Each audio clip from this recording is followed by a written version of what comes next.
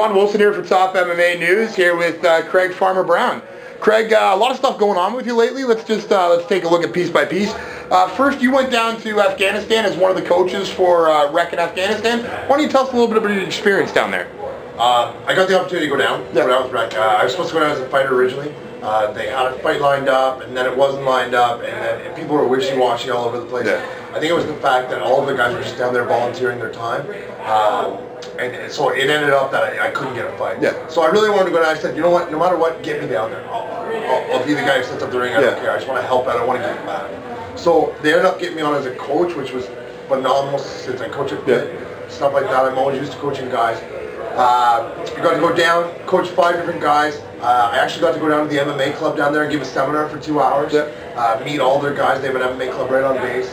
Got to meet all the soldiers. It was the trip of a lifetime. I couldn't explain how much it was and how good it felt to go down there. I would have stayed for another 3 weeks if I could, really. My wife wouldn't like it, but... you definitely would have stayed there. Now, what are the experience of being a coach down there? What guys were you cornering? I went down and I cornered a couple guys from London. So I cornered Alex Gasson, Jesse Gross, Josh Tavernier from Windsor. I got to corner Paul Eberger, who was a pleasure to corner with. I'd like to say that for sure. And I got to corner Bojan. No one can say his last name. Even Nick couldn't in our last. Yeah, even Nick couldn't in our last interview. But I got to coach all those guys, right? And Rec was such a great promotion to go down and do this. And Rec is always giving back every promotion they do. Right? It's good for marketing and stuff because they're doing things and it brings people in, but they're always trying to give back in everything they do, right? I didn't see any other promotion that would sign up for that. And so many of these guys came down and gave up their time. After the fact, it's always after the fact, though, you know? Everybody's like, well, I would have went. Yeah. Well, I would have went down. Nobody was knocking on doors to get No, definitely no one was lining up for that fight. These guys had no one was paying them. They were giving up their time. They were going down without their coaches. They were in a war zone, in the middle of a war zone, had to fight. They had to go to a place where, in the rules meeting, we discussed what happens if there's a rocket attack. You know? You know what? Not once did these guys complain. I never heard of a complaint come out of these guys' mouths. Whether it was we were rushed, like we were rushing, guys were taping their own hands because they had us on such a tight timeline. These guys didn't say anything. And then we get back and some of these guys are bashing them on the internet. I was just a load of shit. Yeah. Seriously. Well, I definitely saw you step up on the internet, by the way, and let some of those guys know how you felt. So that was definitely good to see. Now, next up for you is title defense at TFC in December against Chase Dagenhart. Yeah, it's an open title right now, actually. Oh, so it's going to be for the inaugural title then. The inaugural title. The inaugural title. Chase is an opponent you faced before. So what are your thoughts on this fight coming up? I think Chase is a really good fighter. I've watched a lot of his fights and stuff. I think in our first fight, that I don't know whether it was nerves or what was going on, but he just couldn't pull the trigger on it, right?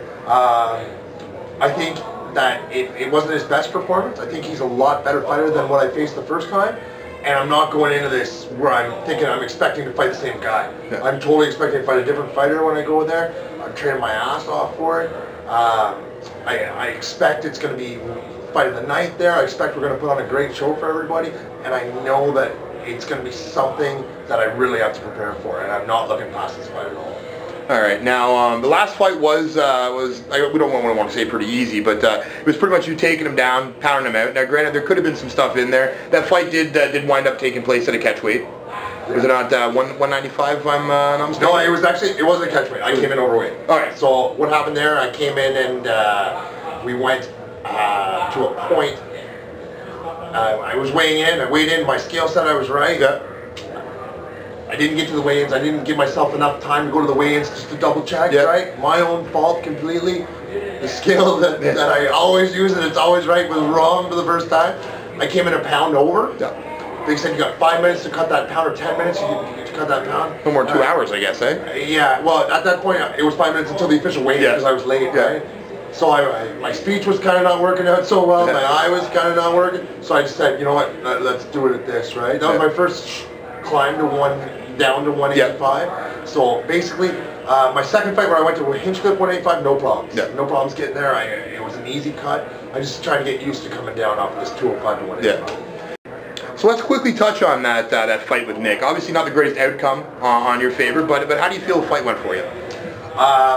I think that the fight went well. Like it was a war. Nick Hinchcliffe's a really, really tough guy. I found it a lot different fighting out there. That was my first time fighting out west. I found it was really. I'm not trying to make excuses, but I found it. I was tired. Like I found altitude really messed with me. Oh yeah. We were cutting weight up pretty high in the mountains and stuff. I had no problems cutting weight. I was more prepared coming into this fight. I came in and my, you know, we had a 3-round war. You know, I was gassed. You guys went at it, yeah, for sure. Took my back a couple times. Blew open my ear, blood's everywhere. It was awesome. It was a great fight, right? He deserved the win, for sure. Like I think maybe under different circumstances could have turned out differently. You know, he's a good fighter, and you know, I just take away all the stuff I can learn from him. Is that definitely a fight you'd like to get back? Obviously, it was a 3-round affair. A lot of fans love that fight. Is that definitely a rematch you'd entertain? Yeah, definitely. I think Nick's a great fighter. He's good with the crowd too. He likes put stuff out in the news and talk to people and stuff. He's a good ambassador for the sport, as I think I am. So I think it would be good to have us both in. Maybe come do a fight out here. Yeah. Might be a little bit better. I'd like to try and do it at my altitude. Yeah. Or, you know, like try to change something up so when I'm more prepared for when I go out there. I'll see how this one goes when I go out to Edmonton. I think it's a little lower. Yeah. But, excuse me, I just want to go out and I fight whoever, you know. Like, just go out and have great fights. That's all I do. Well, speaking of fighting whoever, after the Dagenhart fight has been announced, you're going to be ready preparing for that. After that fight, another big step up in competition against former UFC competitor Jason Day. Will be the main event for the next rec card in January. What are your thoughts on that fight? I think we match up pretty well stylistically. Stylistically, I don't know if that's a word, but we match up pretty well. I think for me, it's a great fight, right? Yeah. I try to come on strong. I try to dominate the fight wherever it goes. I like to do my takedowns. I like to be on top, right? I think we were supposed to do it before. There'd been talk about it a long time ago, and then there was talk, and then 6 months ago I was supposed to fight him. It was matched up. Yeah. I hurt my shoulder. I'm back now. Everything's fixed. So I think it's going to be a fantastic fight. I think it's good to bring someone in who has some UFC experience to Ottawa, so we can go in and do it that way. I think it'll be a good fight for me, especially fighting a guy with UFC caliber. Fight it, and it'll put me more towards my end goal. Well, yeah, and it's definitely going to be probably the biggest fight that we've had in Ottawa, at least in the last few years. So that's definitely going to be great for the Ottawa fans. Speaking of Ottawa, you head trainer here at Fit MMA, owner, I guess, as well? Yeah. Why don't you give us a little thoughts on a couple of the guys coming up through the ranks here at the camp? A couple of guys really to watch out for. Obviously, Louis-Philippe Carl. Everybody knows him. The guy's fighting his ass off. Fantastic. He's just a gym rat. He's here all the time. Trains. He's going here. He's going different places. Basically, Chad Pettipies going in. He's fighting for the title for hybrid coming up this weekend. The kid's an animal. The learning curve is so different than when I started. Yeah. It's fantastic. These guys are coming out and just being killers right away. So it's going to be good. Well, it's one thing I've seen at a lot of gyms, and I'd like to get your thought on it too.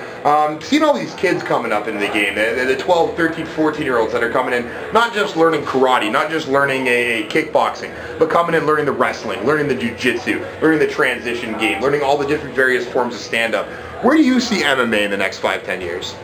I see it. It's just going to keep evolving and evolving, right? It's not so much kids are starting younger or that they're just not taking karate and stuff anymore, just going straight in. It's the teaching styles that we have to teach them to do the things they need to learn. And I found that when I started, people didn't know how to teach to do what we do.